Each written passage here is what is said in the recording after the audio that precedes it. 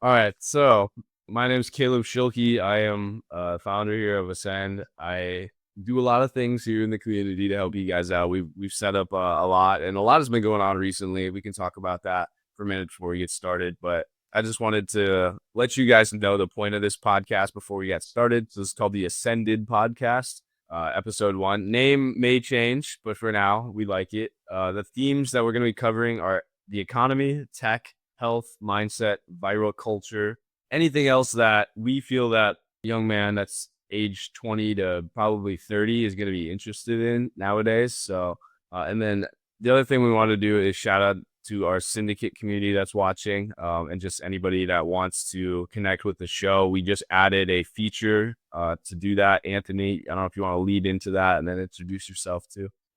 Um, I have no idea what you just talked about the feature. Say that one more time. Anthony zones out a lot. It's all right. Maybe not the best thing for a podcast, but could you explain to them how to connect with the show if they want to either be a guest or pitch ideas? Oh yeah, absolutely. So within both communities, the network and the syndicate, there's a share tab where you can go to. If you're familiar with the Whop platform, what you do is you go to tools. So there's Calm, Chat, Earn, Learn, Calendar, Play, Tools. You go into tools, and there's a app in there specifically just to allow you guys to apply to come speak up on the stage with us for any of the podcasts going forward. As simple as that. So pretty easy form to fill out. But anyways, with that, my name is Anthony Parra. I'm the I'm the administrator for the Ascend's digital syndicate and network communities. So I do more of the admin stuff to make sure apps are looking decent, to make sure your guys' content is where it should be and it's in a flow that makes sense, and then also to make additions and to make sure that it's presentable for you guys and that this is something that flows and you guys understand how to use the platform. So that's more what I do. On the side, I also am working to develop, uh, in conjunction with what we're teaching. I'm trying to kind of apply it to my own personal brand. I'm trying to develop a fitness brand called Built to Lead, in which I pretty much play off of my experience in the United States Air Force and in fitness as well. I have a longer experience with fitness than I do being in the military, but trying to kind of combine the two to help people who know little to nothing, or even more than the average about fitness to get them to a point where they feel like they are ready for whatever life can throw them, and then boost their confidence as well. It's awesome. So hopefully you guys know a little bit more about us. We don't probably need such a long intro in the future, but for the first episode, we're just going to do that for you guys. Basically, here's how it's going to work. We're going to cover briefly a topic. I'm going to give you a news article or statement, and then we'll talk through some questions, not just about really what it is, but how it relates to something that we should care about, right? With our focus as Ascend, right? With entrepreneurs or building companies, technology, anything that's going to be relevant to making ourselves better in that space, and many other niches that, once again, we said we determine. So I'm going to read the news and the category, and then I'm going to ask Anthony the initial question. That'll kind of just start a discussion, and we'll go through the rest of the questions and let you guys just kind of think about it too. If you want, if you're in the chats on any of these platforms on YouTube, even after the fact, go in and comment, and we will see that comment and we'll go respond to it with an answer, no matter how late that is in your journey of watching this. So, you ready to go? Right. Sweet. So, I'm going to read the first news statement. So, the first one's about economics and geopolitical trends, kind of a big topic right now. So, the global economy just hit the brakes. Now, what is the topic? Let's not sugarcoat it. Things are getting choppy. The IMF just dropped its April 2025 report, and they've cut the global growth forecast to 2.8%, which is a decent sized dip from what they projected just a few months ago. The reason? Tariffs, a lot of them. We're talking century high levels. On top of that, Bank economist Dermot Gill called this a straight up trade shock between the rising US China tension and the ripple effect it's having on emerging markets. There's real pressure building. Countries that were booming off exports are getting squeezed, debt's piling up, and that everything's going up forever energy, that's fading. Sources are IMF Outlook and Reuters coverage on the World Bank warning on this one. So the first question I want to ask you, Anthony, is what do you think your move is when the economy slows and when global tensions heat up as an individual looking on this? As an individual, we're talking just average American citizen. Yeah, because that's really all we can control. And I think it's unrealistic to think about the larger action as much as that gets discussed right now. So what's your move when you start hearing that the economy's slowing down and it's getting more tense? Um, my move might be a little easier for me to say because my paycheck comes no matter what, through the Air Force. But my move is leverage what you have going on and create a plan moving forward so that you're not in a position down the line, wishing you had done more when things were easier. And that might sound counterintuitive, but let's just think about other times in the past when the economy slowed, 2008, COVID. What the average person I think might have done was just hunker down, continue going to work, find work if you can. I know that when I was being raised, it was during the 2008 recession. My father lost his job, and my father's an immigrant. My mother is born and raised in a smaller family, kind of just in a small town, doing the same work that they always have. And so they were of the mindset that like let's hunker down and just do what we can to just and that's fine for a lot of people. But me as the individual, what I'm thinking is you need to think in terms of like outside of what's happening in front of your face and more of like what's going to happen in my lifespan or my children's lifespan and even further down where it's like it might be slowed for now, but the economy never stays slow. It can't, or else there's no economy, right? So my plan would be hunkered down for say to ensure you have the things that you need to get covered. But this is a time of opportunity for a lot of people where it's like where other people are getting out or pulling or selling or staying stagnant. This is kind of your time to optimize in a way, and it could be you got to do a lot of analysis to make sure it's the right time. But if we're gonna make the relation back to like 2008, it's like that would have been a if you have no plan set, that would have been a bad time to buy a house just because maybe you're suffering financially, you don't have a way to do that. But if you're planning for this kind of thing, that would have been a great time to buy a house because prices were down because nobody wanted a house. And so like everyone makes the meme where it's like, what was I doing when I was 8 years old in 2008? I should have been buying houses instead of watching my cartoons, you know? So that's kind of my thought is like cover what you need to cover by leveraging what you already got going on. If you have a job, keep working. But you should have some sort of plan, whether it's like building your own side hustle business, investing, and there's a million ways to invest, but you should have some sort of plan, no matter the current state of the economy, progress and propel yourself forward through the years.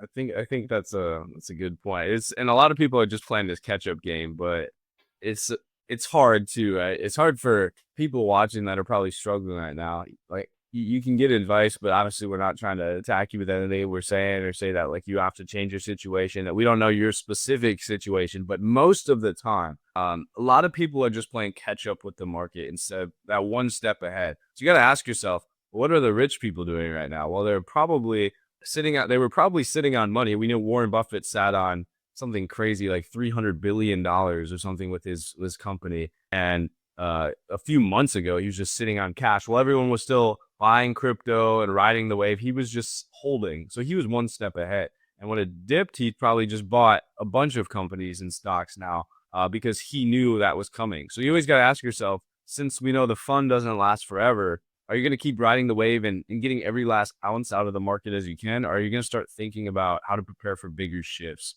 I don't think a lot of people do that enough. So that leads me into the second point. I think this is the time to double down on lean operations and really just cut and hold on to the things that are only necessary. Or is there an angle to take advantage of the market dips where you have cheaper ad costs, weaker currencies, global freelancing, and other people that are still pushing strong in other parts of the world? I mean, you might not like this answer, but I think it depends entirely on your situation. It depends on quite a few factors where it's like, first of all, how much time do you have?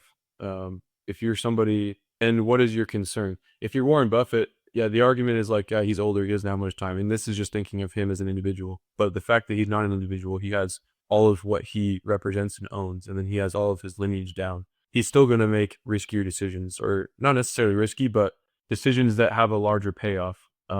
Whereas somebody who has less time or less means might not. I'm a younger guy. If you're just asking me, like, what is it that I would decide?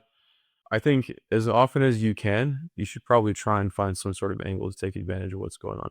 And that's not always realistic, just because, especially if you're just starting, or if you're in a position where you're stuck in one spot for some reason or another. I understand that can be difficult, but as often as you can, I think you should be trying to find some sort of angle, because the way I see it, it's like in life and in the economy in general, there's always some sort of upside. I feel like just as so long as you're willing to find it out, you know what I mean? And obviously, costs have gotten cheaper. in some ways, right? A lot of things have gone up in price, but the things that we're relating to, right? The fact that in general, compared to a business having to hire, I'm looking at, by the way, macro trends, not micro milk prices and things like that. Like this isn't political. I'm just saying that when we shift the focus of business now with AI, with software, with tools, you can now outsource things that you used to have to spend hours with a graphic design programmer paying someone to help you come up with graphics. And AI can do that instantly, right? So there's now this focus shift that if you're paying attention and in a space like what we have with the Send,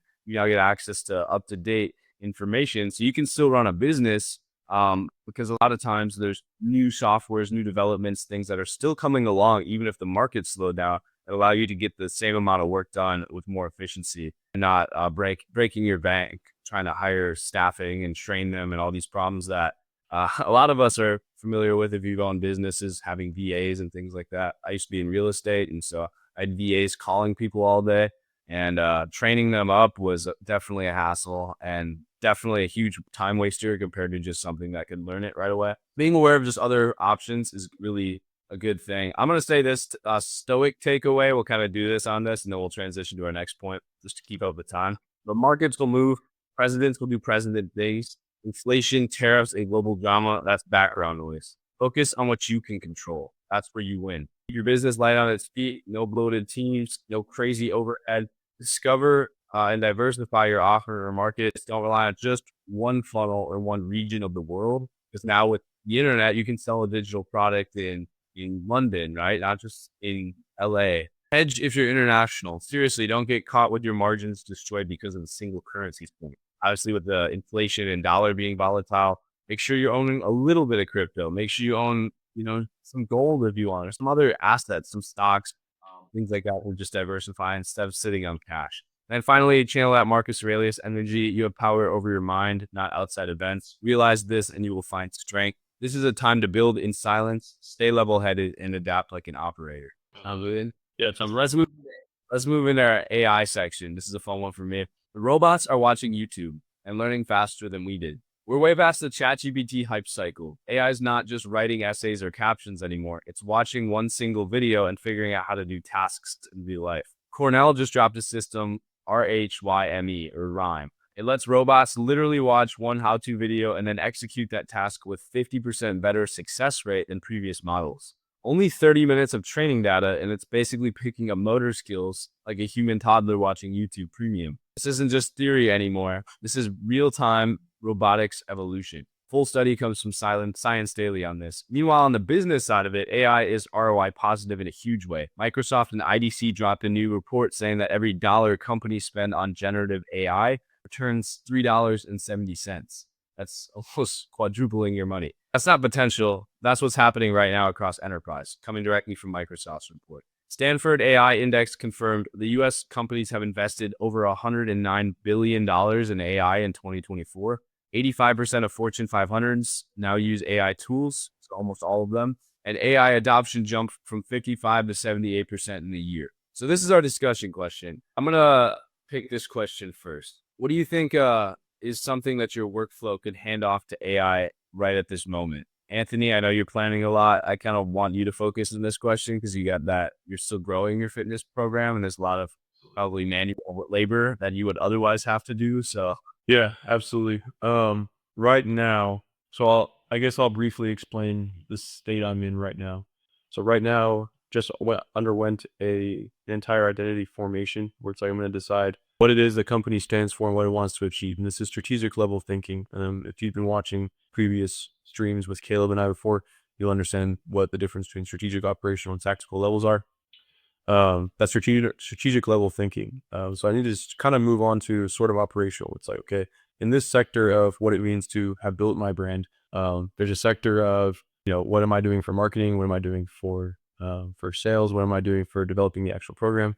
Those are different operations that exist at the same time simultaneously. So now that I've established the brand's identity and how that shapes the way I interact with others, the way that I make my content, the way that I would eventually use AI as a leverage tool. I'm to a state now where it's I'm in the operation developing what the actual offer ends up looking like by the end user.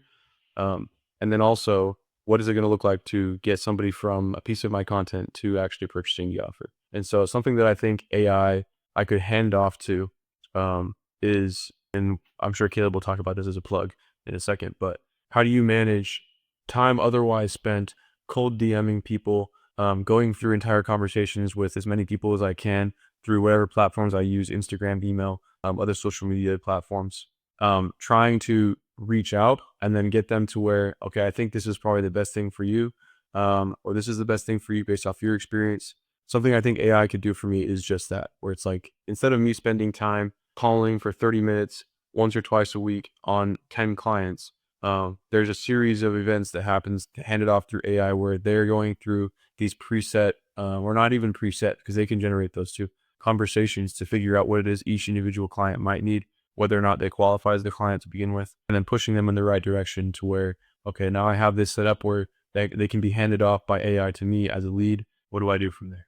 I think something that big that's happening around that point is they're taking AI, which can talk to people now. Something we do for people with building out flows for them through the agency, but and teaching you guys how to do similar stuff is you take a GPT like Chat GPT that can handle a conversation, and you plug that into other things that people use that they think have to be manual, like Instagram DMs. That's where a program like ManyChat comes in, and we build out flows for people in that. So a flow of like, you click this button, it connects you with an operator or yourself from the brand who's really an AI version of you talking to someone that can actually go close deals, that can recommend the best program for them. If you have a free paid coaching offer, you guys are still doing all this work in the DMs. And so naturally, are you building with a 2020 mindset in a 2030 world then? Like, are people ahead of you? Are they going to outpass you with their ability to find these technologies before you? Or are you going to take action and discover some way to keep up with this?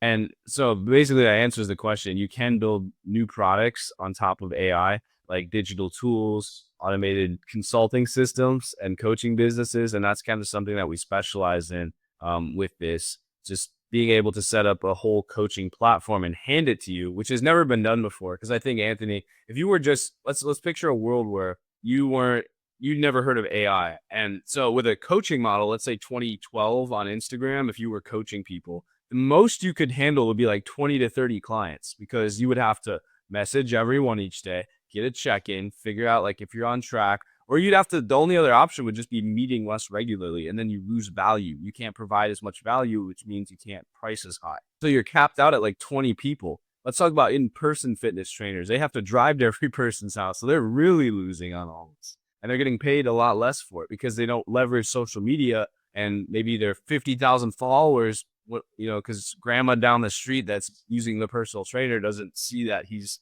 got influence, and that makes him more credible. So you're really limiting yourself, versus now a personal trainer, a job that was like pretty kind of entry level, can now make you 20, 30,000 a month pretty easily, because you can have AI handle your day-to-day check-in, send out your tasks, and it's transforming the value of any job. You could be a plumber, right? And put a course out on plumbing and have it sold through the DMs through an AI bot, and all of a sudden you're making hundreds of thousands of dollars a year in a job that's doesn't even require a college degree. So I think it's awesome that it's changing the way, and it's giving the power back to people. You just have to know how to use it properly. I don't know your comments on that, but Yeah, absolutely. Well, my comments would be, it makes me think of like all the people in my life that I know that still haven't, or that still don't know how to even use it at a basic level. Like I was talking to my mom the other day. What was she was doing? She was trying to like print something off so she could have a physical copy and then use it to like copy into an Excel sheet. She had the exportable document from this one website, and she had an Excel sheet here. And like there was just a little bit of work she needed to do by having the exportable document here, putting it into Excel. And I was like, you could literally just give the link to any AI model. I mean, I use ChatGPT, and have them make, and just literally type, make this one switch, and then export it into an XML file, or an Excel file rather. And it would be done in like 3 seconds. And to her, that was just like a foreign concept. And she's like, no, no, no. And like, she wanted to go through that whole like 30-minute process for something I could have done in like 10 seconds. And I'm like, this is not about like being a tech bro, or like even knowing that much about how, even knowing an extent. I mean, you and I use it a lot more. I know you pay for courses on how to even use it, which is a great thing, a great value to add, but you don't even have to go that deep. you just need to like, you need to use this now to like keep up. You know what I mean? Like this is just the way it's going to go. And I think we're not even seeing like close to like the crest of this, like the precipice rather of like what AI is capable of doing. We're still seeing baby steps.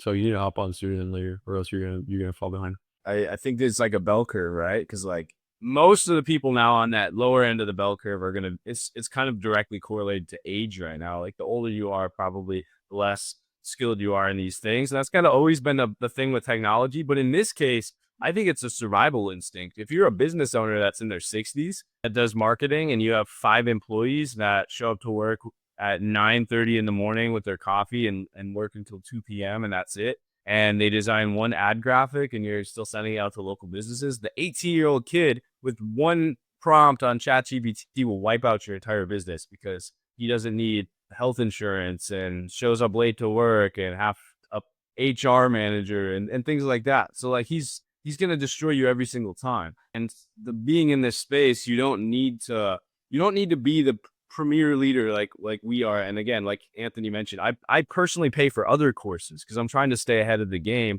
and give you guys the best knowledge. And that doesn't just come from our clients and the projects that we work on. It comes from learning from other sources and sharing knowledge. So bare minimum, what you should be doing is at least being in a free space set up for this. If you guys understand the importance of what this is going to be and the fact that if you have a business or are trying to in any way, given how many Fortune 500 companies, 85% own AI tools, it's kind of a thing you should be focused on in some way, or at least be aware of how you use it. I think that's let me read the takeaway from this. We'll get into Anthony's favorite topic. AI is here whether you like it or not. The question is how you respond. Don't overcomplicate it. Start by testing one tool, maybe a ChatGPT agent for onboarding, a tool like Opus Clip for Reels, or Zapier for auto handling your DM replies. Might be a little more complex on that last one. If it saves time or money, save it. If not, just kill it fast. It's not like an employee, right? You don't need to sit down face to face and say, we're going to let you go. You just close the tab. Think like an operator. Test, optimize, cut, waste, and repeat. The 3.7 ROI is real, just like it was for all those companies, if you're intentional. Stoics don't feel fear change. They're trained for it. AI replaces the way you worked yesterday. That's a new lane to dominate tomorrow. Build your mindset around adaptability and leverage. Your job isn't to do everything. It's to learn fast, systematize faster, and build a system that works while you're sleeping, doing any of the fun stuff in life. Cool. I think that was a good AI sector. So we'll move into health, biology, and performance. The title of this, Your Brain's Not Lazy, It's Undertrained. A brand new study from the University of Missouri just proved something we've all felt, but now have hard science for. Working out makes you smarter, even when your brain is running on fumes. In this study, they looked at mice that couldn't produce enough ketones, a major fuel source for the brain. The result, predictable cognitive decline. But here's the plot twist. Even with brain fuel blocked, exercise still reversed, not just stopped, but reversed memory loss and improved their function. That comes from Science Daily. That means even when your body's tapped, your schedule's wrecked, or you're running on stress and coffee, movement physically still flips the system back online. It's like your brain is a backup generator, and that generator is showing you showing up to train every single day. So Anthony, if you were in that situation before, which I'm sure we all have been, what was the last time you hit a mental wall like that, and did movement snap you out of it? Yes, this happens all the time at work. I mainly work at a desk, for pretty much everything I do, right? I'm at a desk right now.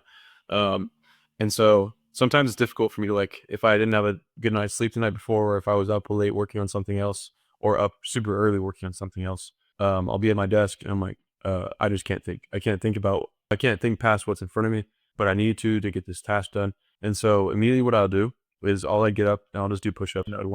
Or I'll go do a pull-up bar in my office.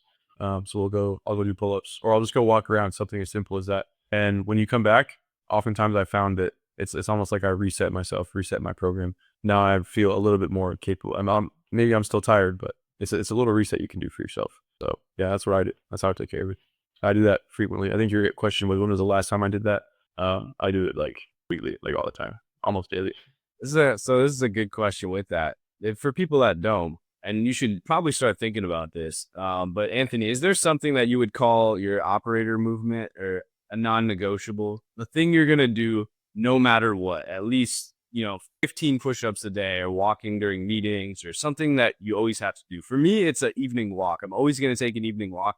I open up ChatGPT, I talk into voice memos, record everything in my brand chat that knows what my brand, my personal brand is going for. It gives me advice on how the future me would react to all that stuff. I'll show you guys how to do that if you're in the syndicate. But is there something you do that's kind of like that daily habit that involves movement other than just the gym?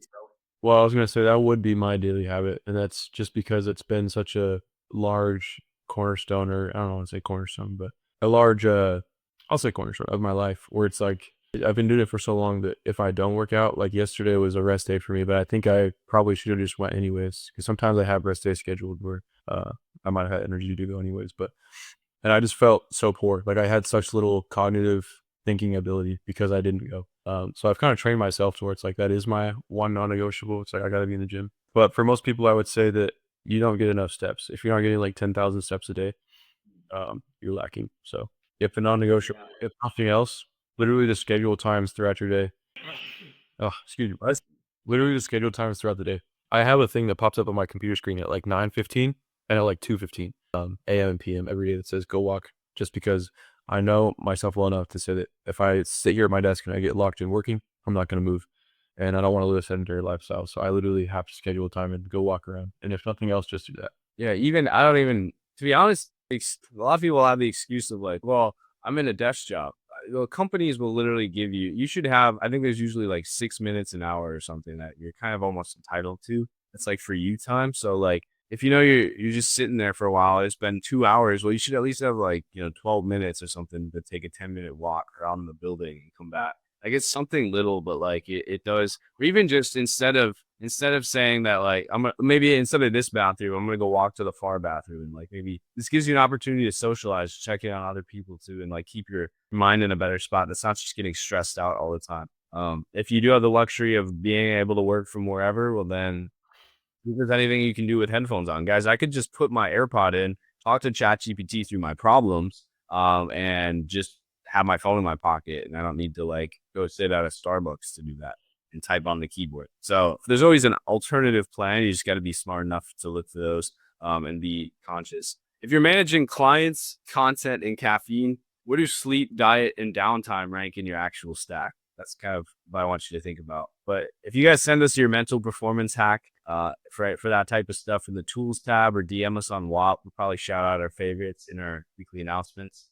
So we're gonna move on to a similar part, which is more mindset and personal development in a second. But this is our point on this. So your body is your control center. You're not gonna scale a business if you're mentally fried. Don't overthink the protocol. 20 minutes of movement, a cold shower, a protein shake is sometimes all you need to reset the edge. What the momentum, if momentum hits a wall, it doesn't need to slow down. It's just gonna stop. Because something hard enough that has made a decision to put a boundary down, which can be you saying, I'm not going to go drink that soda today. I'm not going to do this, can always reset your momentum, or at least stop the negative momentum from getting worse. So it comes down to conscious action. Schedule your training like you schedule client calls. It's not extra, it's required maintenance for you, the machine. The Stoics were warriors and thinkers. They trained their minds by training their bodies. Remember what Marcus Aurelius said? The body should be treated more rigorously so that it may not be disobedient to the mind. You're not exercising for vanity. You're doing it to stay calm under pressure. Think clearly in chaos and handle more weight, literally and metaphorically. That was a good section as well, I think. So let's get into our mindset.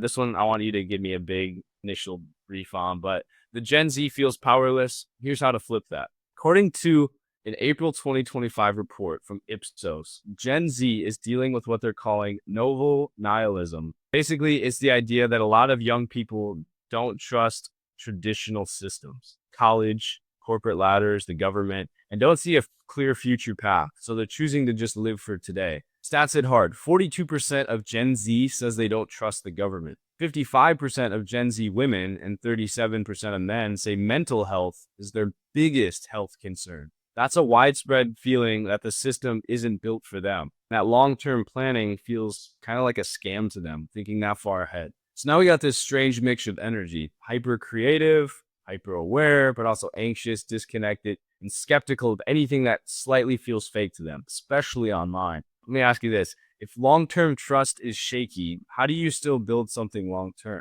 That goes to you, Anthony. If long-term trust is shaky. I think it depends on, like, you can simultaneously be skeptical or not trust in a current system developed for you to succeed, while doing enough research to understand what it is you are going to do instead. Like, the answer isn't, in my opinion, to just because you have distrust, do nothing. The answer is like, because you have distrust, you should figure out what the truth is and how it relates to what you personally are going to do to ensure you still have a plan down the line. Because whether you like it or not, and well, let me back up. I can kind of relate to some of that where it's like, it's funny, I work for the government, but distrust for the government and their motives, distrust in the system of like graduate high school, go to college, get in debt. There's a lot of things that have been hammered down on us that might not even work anymore. Because like you said before, you can be anybody doing anything utilizing AI, whether or not you have a college degree or an equivalent, you can still make a ton of money doing pretty much anything. Like you mentioned plumbing before.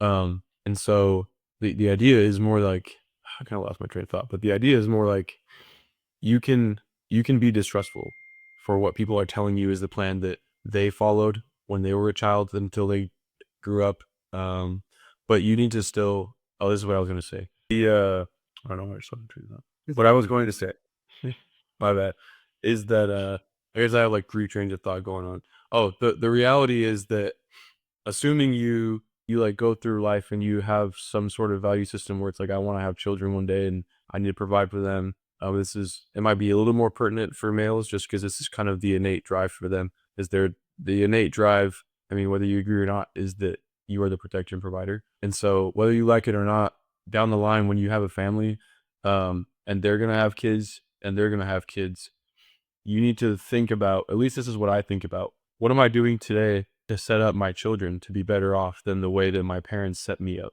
And then in turn, like the idea is that everybody wants their children's lives to end up better than what they had. And so by just being like, I don't really trust college, so I'm not going to go, and I'm also not going to figure out what it is I want to do. I'm just going to kind of find some little job to stay. And it's good enough for me today. That's fine for a certain extent, but only the period for which you're figuring out what it is you're actually going to do to plan long term. You have some sort of plan. And if it's not the thing that everybody tells you should trust, you need to at least figure out what it is you're going to do. And because there's no excuse for not being prepared for down the line. You need to still be able to be prepared to provide for a family you inevitably are going to, create. And then you want to be able to leave something behind when you're gone, because you don't really know how long you're going to be alive for, that they can continue on in your shoes. I think to build on that, essentially, and ironically, the question is about building long term, but you need to have a vision that really can't be broken by other types of systems or inputs. And that comes down to, that's why the first thing we do in the syndicate is figuring out your future self. It's more of like, I've used this metaphor with you before. If you're in a dark room and the light goes out, you know what the light switch is. If you know what the room looks like before the light goes out, then you can navigate that stuff. Like if trust in the government is, let's say, declining, I don't know. Maybe it's trust in food, right? And you're trying to diet, and you're like, well, these food companies are here to just poison us. Well, at least if you're conscious of that, you know where your vision is for yourself, then you're at least going to make better decisions by being aware of your vision and focusing on that when the day to day switches or when trust rises or falls. And it's going to at least give you the courage to go out and find solutions for it versus just saying, well, that looks too hard. That light switch is too far away. I'm just going to not move from where I'm at. And so that's the only, I think, mistake you can make in this. How can you, as a young entrepreneur, how do you think you personally stay committed to your goals without burning out or just checking out completely? I struggle with this a lot, because I'm also, part of my personality traits would be that I struggle to focus on one thing. Maybe I'm just like ADHD or something. I struggle to focus on one thing at a time to see it to full fruition. So oftentimes I'll have like multiple projects up at the same time and none of them ever really get finished. So what it takes for me is some sort of reset, and it doesn't need to be something big. I don't know. Like sometimes you mentioned how you kind of just talk through your problems with ChatGPT. Sometimes I'll do that too. Like I'll just sit down and I'll tell it, and I like to type it better because it gives me more time to think about my thoughts for that same reason. Where like sometimes I'll have like 5 thoughts going on at once, and I can't really express that, but just type it out. So basically what I'm saying is like, if you can just write out what's going on in your mind, write out why you think it is that you're not accomplishing, if that's the point at which you're finding yourself. Even just that act alone can kind of give you well, now it's right there, I'm looking at it, and it can kind of give you the headspace to like then start thinking about ways to solve that problem. So for me, it's kind of just, I need to just slow down for a second. And that's really it. It's just slow down for me. Some people are too slow and need to speed up, but that's what it is for me. I think that if you well, for one, when I talk to ChatGPT, what I'll do is I'll just hit the I don't use the conversation mode. I feel that it cuts you off a lot on that, so I don't actually like it that much. What I'll do is I'll hit the voice record. I'll just do like a 5-minute voice recording where I'll just brain dump everything. Like I'll be mid sentence and I'll just switch to a different topic, and I just give my brain that time to go completely ADHD, and I'll literally hit finish. What it does is converts it to a text and then submits it. And then ChatGPT outputs a text, and then I just wait for all the text to come out, and I'll just hit the play with speaker, and then I'll just listen to it. Like I did my whole rant, now it does its whole rant in response to that. So that's a little bit more developed than just using the conversation mode. So not to be better, but I'll literally see the text. It'll just be mid sentence, and it'll just put a dash, and it'll just show me switching to like a different topic. It's kind of funny, but I think that's the whole point I'm trying to make is you need something to take in your input, or something in output to receive your input. So ChatGPT is great, but it's not somebody you can relate to in a journey. And I know we're all AI and stuff like this, but that's why we've merged it into this hybrid organization with people and with community, because you need other people going on the same journey with you, especially into this venture into this unknown space. And you need to meet people that are committed to the same excellence that you are. That's why hopefully you're listening to this podcast. You've related to us a little bit. You're in our digital syndicate. You're in the free community. Maybe you work with us as a client, consulting member. But that brings us into the last point. You need to build real community and support around you while you grow something. So membership, mentorship, masterminds, founder friends. People pay thousands of dollars for these scams where they go like travel the world and like meet up with people. Now, sure, it might just be like a quick presentation or two, and you traveled halfway across the world on that. But you know what it did? It resets your mind, puts you in a space with other common thinkers and away from the people that are like, I got to go clock in at my fry shift at McDonald's and aren't thinking about that bigger picture. And it reminds you that you're not crazy for having these ideas and this vision of yourself. I'm going to get right into the Stoic takeaway from this one because it's kind of a perfect transition. The Stoics faced plagues, they faced wars and emperors and people gone mad, but their power came from focus, controlling their internal state when the external world was falling apart. Build structure around your uncertainty. You should have a system, community of people that are helping you even on the bad days. I think it's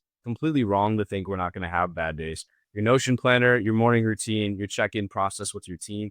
Anthony and I are literally here every day. If you just want to drop something in the operator lounge, or obviously you see people do that. Yeah. And then just connect offline. Discord's great, school's great, Kajabi, but mentorship hits different when it's personal. So either look for, if you want to work with us as consultants, do that. If you want to just DM someone or just talk to them on the phone, there's people in your life still that matter. But mentally, you might not trust the system. Cool. Go ahead and build your own or join one that is right for you. Our space here. Purpose isn't handed to you. It's forged by action. Set goals that scare you. Nothing worth living in life go for hasn't been scary at some point, but take steps anyway and practice amor fati, the love of chaos, and using it.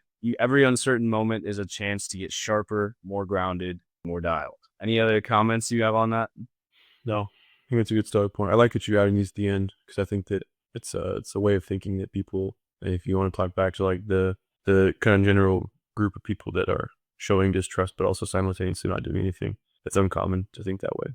As some, if we're going to talk in terms of ascend as an operator, like you have to think that way because otherwise you're going to get washed away by the things that you might have done or that you want to get done or that you think need to get done. And you spend too much time thinking about those that you never actually get accomplished. So. I think, let me tell you this really quick story I heard a day or two. I think it might have been 2 days ago now, but my mother went to a cake shop to get a cake for, I can't remember who it was. I think it was an old friend because they're moving across the country. And they're trying to say goodbye. So they wanted to order this cake, and it had this person's like name and some couple like little design things on it. But she was explaining the design of the cake to this like probably 19-year-old girl that was like, or woman, I guess, that was taking notes. And she's like, yeah, I got you.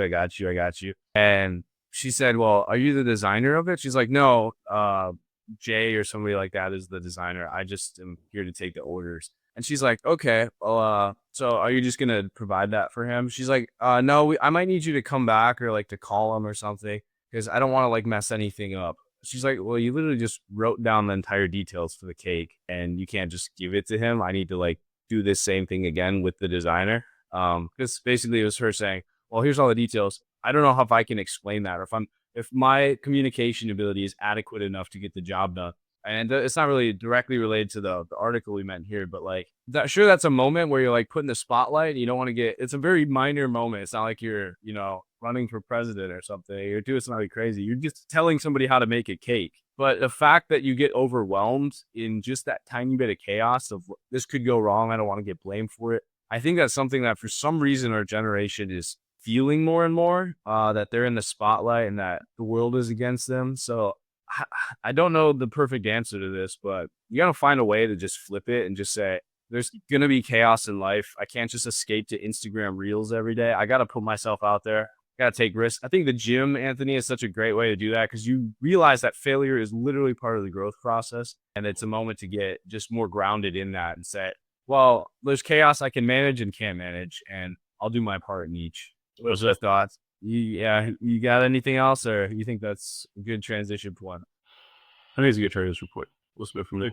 Let's get into our last big section here. This is our viral cultural trend that we'll do every week. This week, the NFTs aren't dead. They're just growing up. So NFTs didn't die. They just got a job. Despite a drop in NFT sales, down 24% since last year. Yes, they still exist. Major players are doubling down not on JPEGs, but on actual use cases. Amazon is rolling out an NFT marketplace that skips the crypto wallet and lets people pay with a credit card, focused on digital fashion and gaming assets. Salesforce is baking NFTs into their CRM platform for power loyalty systems. Imagine tokenized rewards that live inside your customer experience. For example, you guys could get a special badge on Whop that says you are an elite member for getting through all the communities and courses and stuff. And that gives you access to private meetups with me and Anthony and the team and inner circle consulting benefits for free because you made it and all that. Let's say that was an asset. You could go sell that to someone else as a token. Someone else can take your spot if there's only a limited number of those. Now, it probably wouldn't work in that case because we do want you to focus on that. But what I'm saying is you can get a membership similar token and sell that for a value online if you're not sure of how NFTs work. And in this case, you can buy it now with your credit card and not need Ethereum or Solana or things like that. Starbucks, they've been crushing it with their NFT game, Odyssey. Every drop sells out. It's driving engagement way beyond just coffee. So while Twitter may have moved on, companies are putting NFTs where it matters: loyalty, community, and access to features. So if you're launching a digital brand, which a lot of you watching this are, would tokenized access actually add value for your audience, or do you think it would just confuse them? It makes me think of like a VIP pass almost, or like a backstage pass. So it could be a value adding thing if that's like, because people pay a lot of money for it. If you think like the argument against NFTs in a lot of people's eyes is like, oh, it's a picture, like it's worth nothing. But it's like, so is the dollar, so is a Bitcoin, so is a backstage pass. Like everything only exists at the value it does because of the value others place on it. It's like this piece of So is a stock. yeah, so is a stock. Some stocks more than others. If you know, talking about value versus Yeah. yeah. But anyways, like if you look at a $100 bill that just has the number 100 on it, has a picture of Ben Frank. Like it's just a piece of paper. Like it has no inherent value other than the society we live in says this is worth 100 of something, which is called dollars. So I mean, that's just if you think about it in that light, it kind of shuts down the argument that it's like, oh, this is a stupid thing to like place value on. But it's like, if it means you can be granted access to something else, like a concert ticket, it's like your ticket is just like a way of saying this is worth one experience where I get to watch this person sing or perform. I think it could add value. It depends on what you're offering as like in exchange for what you're using to supplement the value given by the NFT. Because the NFT itself is worth nothing. But if it means that by owning this, you have access to, or you have, or you own the rights to something else, then I think it could be utilized just as anything else I mentioned as an example a minute ago. How many people do you know that keep concert tickets and have them like in their room on display somewhere, and, like hanging them up? Like it's the same thing. You just have it in your crypto wallet, and they're like, "Dang, you went to that concert in 2026, and you still have that like token that's like the exclusive membership that got you backstage access, and it doesn't deteriorate or fade with sun damage and things like that. It stays in your wallet forever. That's a one of one, and you can verify that. Oh my god, that's really cool." And that's things like that. The way I want to make it relevant here is to like everyone that's if you had to design a digital syndicate NFT right now of your own, right? What would it unlock? So we were thinking about this on our own and stuff, and kind of how we can give users more access. Maybe not in the NFT space, but just how we can give people more skin in the game. And I mean, you can think of it now like kind of like stock trading, like instead of buying a stock in a company that maybe you don't necessarily support all their agendas or their visions, you don't know enough about them, you can just pick your favorite creator. And if they put out 50 of these limited tokens, I'm not sure, it might not be as regulated as like a normal company right now, but you could own one of 50 of Justin Bieber's like elite tokens. And there's always going to be a demand for Justin Bieber. So you can invest in creators the same way you could invest in companies. And so what that does is if you're issuing them and you have 50 of your Caleb Shilke or Anthony Parra like exclusive membership tokens, as your following goes up, as your token value goes up too, like you're going to get more and more demand for that stuff. And just like a market, you can turn yourself into a currency. And that's literally what we try to do with followers and with social media attention. But now you can actually quantify it. Think about Ashton Hall. If you bought an Ashton Hall coin 2 years ago, and now he's like running and dipping his face in ice bowls. How much do you think that percent gain would be on a token like that? Like now, that would be insane. So Instantaneously super high and then it'll fall off. But yeah, I mean, yeah, I was gonna say that's kind of the same concept as like these meme coins that pop up like that. It's just what are people forward, like you get bigger and bigger, and I think it also motivates creators to keep putting out content because they're like, oh well, these people are investing more in me. Almost like literally, you can see the money they're investing in you to buy these things. They're like, well, I can if I give out more benefits like access to me, or I do a private meetup with my biggest fans, I can give them this one of one token, and the 50 people that buy them can bid on them, and I can make money. Something people don't know about NFTs are the royalties too. So every time if you bought a Caleb Shulke token, Anthony, and you sold it to your buddy because he wants to go meet up with me more than you do, and if I sold it to you for $500, I make $500, but then I have a 10% royalty on additional sales. So if you go sell it to your buddy, then I get 50 of that bucks of that money too. If you resold it for 500, usually you probably sell it for like 800 or something. So I get 80 additional dollars every time it gets resold, and these things don't expire. So that's infinite like exchange value that you can get. If you make 1,000, you have 1,000 people potentially trading your token where you get a couple percentage every time. So we're talking about massive results here. And this is definitely a space to not just treat as a joke, but to look at a little bit more seriously in this. You got any more thoughts, or should I get into our takeaway for this one? No, maybe think of like baseball cards. It's like there's Yeah. the more I'm thinking about it, like there's a million things you could compare an NFT to. So like just the immediate dismissal of it as an idea is kind of unintelligent to me because it's like people do this. It's literally where we're going. Yeah. I'll let you get into it then. Well, things have been getting more and more digital anyway. Why wouldn't like the same things people collect in real life turn digital? That doesn't make sense. If people are collecting baseball cards, they're gonna collect digital baseball cards. Like if they're just as rare, I mean, you kind of see that with like video game, like Pokemon Go. There's even what is it like Counter Strike? You have like this $3,000 like knife that is limited like edition that you can like buy. Somebody's paid like thousands of dollars to get like a knife in the game that they could say was there is like a diamond crusted thing. I don't know what it was, but like there's like you're doing this in video games. It doesn't have. It's basically already existed. But don't let hype drive your roadmap still. If NFTs fit the vision, test it. Small, start, smart, and low risk. Think functional first, flex second, right? It's not about just like being with the trends. It's about finding a utility behind it. Token gated membership, lifetime access to something, digital proof of loyalty. That's interesting. Monkey pictures, not so much. Design your tools like weapons, not toys. It's about leverage.